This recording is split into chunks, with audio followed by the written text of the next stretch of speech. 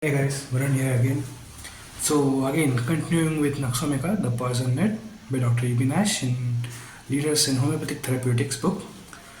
Uh, we stopped at modalities last video, so we'll continue with the next line in the first page itself, which says about spasms. Here, spasms are from simple twitchings to clonic form. So, as it suggests that the twitchings or the spasms can be from as simple as just twitchings of single muscle fibers, or it can cause the whole body to form in clonic forms. So you get same similarity. You can see that in rather poisoning of Nux poison, right, where you see there is opisthotonus, one of the types of backbone bending. The whole you get spasms there, you get clonic spasms there. That's what they're meaning to say that this can also cure that too. It also says that sensitiveness, nervousness, and chilliness are the three general characteristics of this remedy.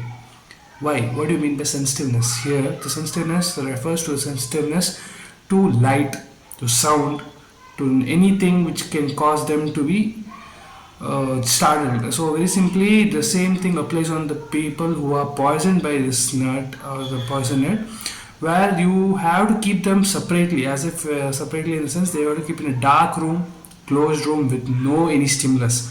So even the slightest stimulus can trigger their spasms. That's what he means to say here. Nervous, yeah, obviously a person who can't even breathe normally, when you give him a stimulus, he overreacts. Do you think he will be not nervous? That's what it means here. At least what I understood from that. And chilliness. Yes, Nux Vomica is very indicated to chilliness. Chills are such that he wants to cover himself with a blanket, not even leaving a little bit of space to breathe. Even then he feels chilly. That is Nux Vomica. There's anxiety with irritability and inclination to commit suicide but is afraid to die. How is Nux Vomica? Nux Vomica is a person who wants to achieve things. He will work hard to achieve things, but still he feels that he might be a failure. When he feels that he might be a failure, he doesn't want to give up, but he feels that suicide might be a good option there, but he just lacks the courage to do it. He is a coward who somehow tries to achieve everything. Yeah, continuing. The patient feels sleepy in the evening, hours before bedtime. So, what does it mean? He feels very tired, he feels exhausted. However, why does he feel exhausted? It might be because he might be using his brain way too much, as in the sense, mental exertion. Mental exertion can be the cause of him to want to sleep early, or it might be all the things which he has taken in his to keep himself awake to do his work, which might have forced him to become sleepy there. So what he does is he lies awake for an hour or two. Even after lying on the bed, still he tries to sleep. Though he feels sleepy, he can't feel sleep because thoughts are coming in his brain saying that you haven't finished your work. Workaholic. That's right. What happens is they still 3 or 4 a.m. they might get up. What they do, they get up at 3 or 4 a.m. They try to finish their work. Then again, if you get up early, what happens to a person normally? He wants to sleep again. So what they do is they get up early, way early in the morning, and the world is sleeping, and then they again they want to go to sleep again. So this makes their where the cycle itself, the sleep cycle is disturbed. So they want again go to sleep. So they do feel sleepy early. They try to go to sleep. They get fear or anxiety, anxious that they haven't finished their work, so they are not able to sleep there. They lie on the bed awake. Then again, they want to sleep. After going to sleep at way late, they get up early in the morning. The cycle continues on. What happens is if you do the cycle again and again, let's say a person who's doing some work stays awake the whole night. Next morning, he feels as if he's way too tired. Similarly, he awakens tired and weak, and generally worse with many complaints.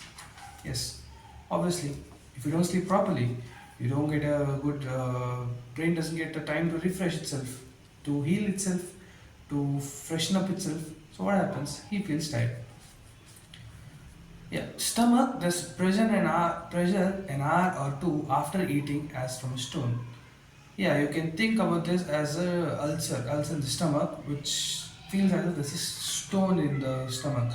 So basically, what you feel in dural ulcer is after eating, immediately after eating you feel fine, but after an hour or two, when the food reaches there, you feel the pain, you feel the burning, you feel that stone sensation. That's what Nux Vomica tries to heal with.